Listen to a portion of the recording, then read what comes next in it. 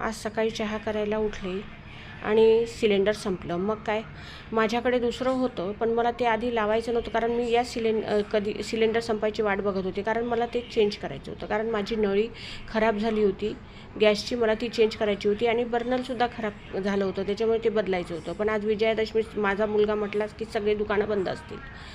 मग काय, इंडक्शन आहे मम्मी आपल्याकडे. म्हटलं हो रे बाळा, पण मला काही चालवता येत नाही, पण म्हणजे कधी मी त्याच्यावर केलं नाही, मला भीती वाटते इलेक्ट्रिकची. तर तो म्हटला नाही मम्मी मी आहो, काही घाबरू नको. मग त्यांनी मला शिकवलं, कारण तो UK ला गेला होता तर त्याला करता येत होतं, तो त्याच्यावरच म्हणजे सगळं बनवायचा, तर त्याच्यामुळे त्याला येत होतं. मग त्यांनी मला शिकवलं. मग काय, भात बनविला, पुरी बनविली आणि मस्त आलूची भाजी बनविली आणि श्रीखंड ऑलरेडी माझ्याकडे आधीच आणलेलं होतं DMartमधनं, ते होतं. मग असं सगळं मिळून स्वयंपाक झाला आणि छान असा आनंदात विजयादशमीचा ते सण साजरा झाला.